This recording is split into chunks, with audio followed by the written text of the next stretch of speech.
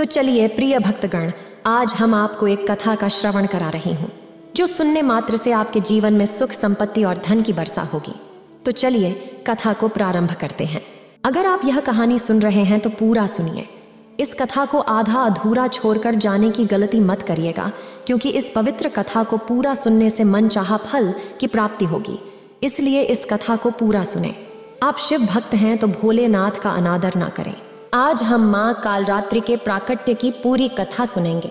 नवरात्रा में 9 दिवसीय शक्ति आराधना में 7वें दिन का विशेष महत्व है। माता कालरात्रि इस बात की आश्वस्ति है कि इस सृष्टि में तामसिकता तमाम साधनों और संसाधनों से रक्षित होने के बावजूद भी सात्विकता के सम्मुख बहुत देर तक अविजित नहीं रह सकती। आज अनंत हरि अनंत कथा आधारित चिर परिचित भारतीय संस्कृति की आज की कथा एक ऐसे प्रतीक पर है जिसे आपने बचपन से देखा होगा और जिससे आपने आश्चर्य किया होगा। जी हाँ, इस माँ काली की प्रतिमा के सामने यह प्रश्न आपके मन में कई बार उठा होगा कि माँ शब्द सुनते ही प्यार, दुलार, स्नेह, मधुर भाव और बच्चों पर कृपा का एक अलग सा आभास होता है। लेकिन हमारी माँ काली इतनी क्रोधित क्यों दिखाई देती है और उनके चरणों में देवाधिदेव शंकर कैसे लेटे हुए हैं? यह सब विचार करने योग्य है। आज की कथा और सारी जिज्ञासाओं पर नए, सरल और विशाल शब्दों पर आधारित है। सहस्त्रों वर्ष पहले दैत्य रंभासुर ने प्रजापति ब्रह्मा जी की कठिन तपस्या की। रंभासुर दैत्य बहुत वर्षों तक कठोर तपस्या की। तब ब्रह्मा जी ने सरलता से तपस्या करने वाले को वरदान देने के लिए प्रकट होते हैं।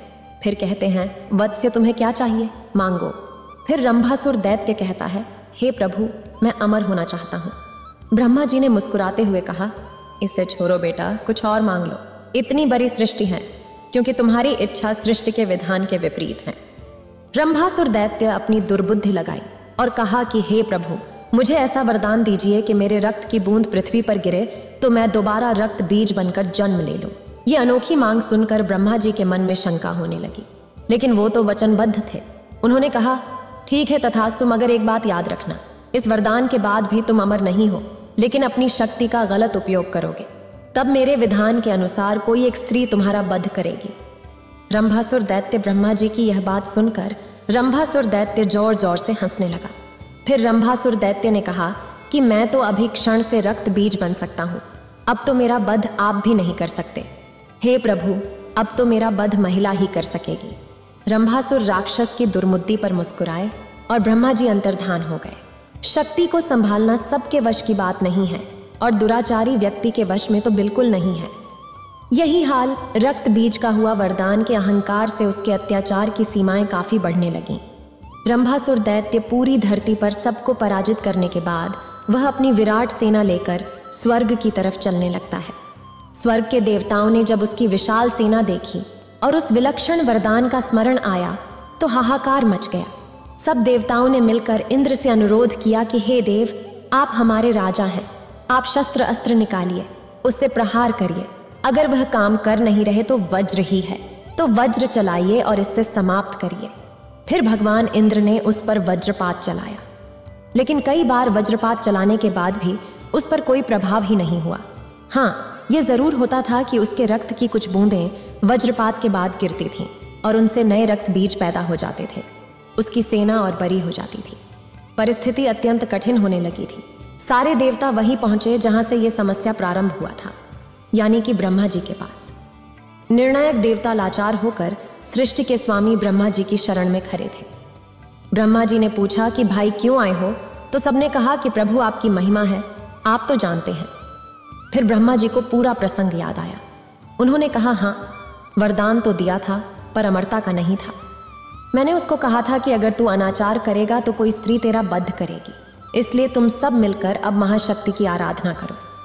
सभी देवता गण माँ आदिशक्ति की आराधना करने लगे।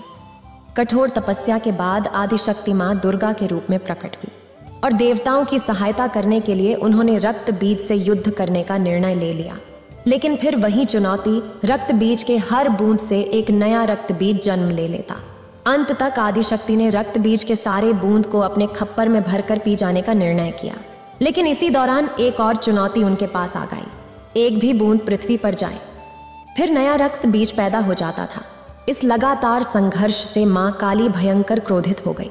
उनके रोम रोम से चिंगारी निकलने लगी। और उनके तलवों के नीचे से लावा बहने लगा। अब जैसे ही कोई बूंद गिरती, उनके तलवों से नीचे से निकली हुई अग्नि की उष्मा उस बूंद को भस्म कर देती, यानी कि नए रक्त बीज निकलने की संभावना समाप्त होने लगी। लेकिन काली माँ का क्रोध नहीं रुक रहा था। माँ काली का हर तरफ तांडव शुरू हो गया था। सारे असुर उस क्रोध की ज्वाला में समाप्त हो गए थे। रक्त बीज का भी नाश हो गया था। लेकिन आप जो कार्य करते हैं उसकी कंटिन्यूटी में, उस गुस्से, उस प्रसन्नता में समय की सीमा से बाहर निकल जाते हैं कई बार। क्रोधित माँ काली का तांडव भी उसी अवस्था से बाहर आ गया था। अब वह रुकी नहीं रही थी।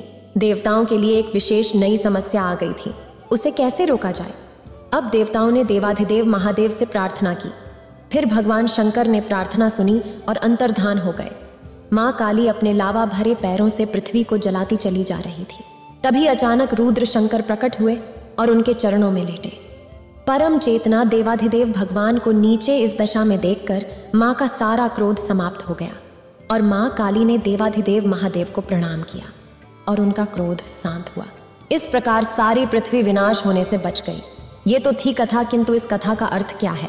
इस कथा का अर्थ ये है कि दुराचारी चाहे कितना भी प्रयास कर ले, अपनी साधना के बल पर चाहे कितने भी वरदान जैसी चीजें जुटा ले, लेकिन अगर उसकी आत्मा में मलिनता है, अगर उसका मन दूषित है, तो अंत तक उसका विनाश निश्चित है। निजी जीवन में हम सबको क्रोध आता है, लेकिन क्रोध कितना नुकसान दे सकता है ये कथा हमें सिखाती है। सदा याद रखिए, ये शुभ कर्म में जुटे होने के बाद भी आपका क्रोध किसी की सृष्टि को समाप्त कर सकता है। एक और सुंदर प्रतीक है। जरा सोचिए ठहर कर कि माँ काली का गुस्सा कैसे शांत हुआ। ये कोई सामान्य कार्य नहीं है। इसके लिए भगवान शिव जैसा महापुरुष चाहिए। विश्व को अपने कंठ में रोक लेने की शक्ति चाहिए, और यदि आप में वह शक्ति है तो यह सात्विक शक्ति का एक हिस्सा है। क्रोध को शांत करने की इसी क्षमता के साथ आपका जीवन महादेव की पूजा का एक आदर्श रूप है। आपको वंदनीय है और आपको आदर्श है। मनुष्य की आत्मा उसके अंतरात्मा का प्रतिबिंब होती है। यदि इस आत्मा में मलिनता हो जाती है तो उसका मन दूषित हो जाता है। मन की दूषितता से मनुष्य का विचार व व्यवहार असार हो जाता है। उसकी आत्मा उसी के अधीन हो जाती है और उसके आत्मसम्मान में कमी आती है। मनुष्य के विकास और समृद्धि के लिए उसका मन शुद्ध और सात्विक होना आवश्यक है। मन की शुद्धता और आत्मा की पवित्रता ही उसके उत्कृष्टता का मार्गदर्शक होती है। इसलिए हमें सतत चेतना और साधना के माध्यम से अपने मन को पवित्र और शुद्ध बनाए रखने का प्रयास करना चाहिए। यदि हम अपने मन को स्वयं से नियंत्रित नहीं कर पाते तो हमारी आत्मा का विनाश समय के साथ निश्चित है। मन के अनियंत्रितता से हम अपने जीवन के उद्दीपक और मार्गदर्शक का अभाव महसूस करते हैं। इससे हमारे जीवन में अनेक संघर्ष और असमंजसता उत्पन्न होती है। इसलिए हमें साधना, ध्यान और आध्यात्मिक उन्नति के माध्यम से अपने मन को नियंत्रित करने का प्रयास करना चाहिए। मन को शुद्ध और स्थिर बनाकर हम अपने आत्मा को उच्चतम दर्जे तक पहुंचा सकते हैं और अपने जीवन को खुशहाल और समृद्ध बना सकते हैं।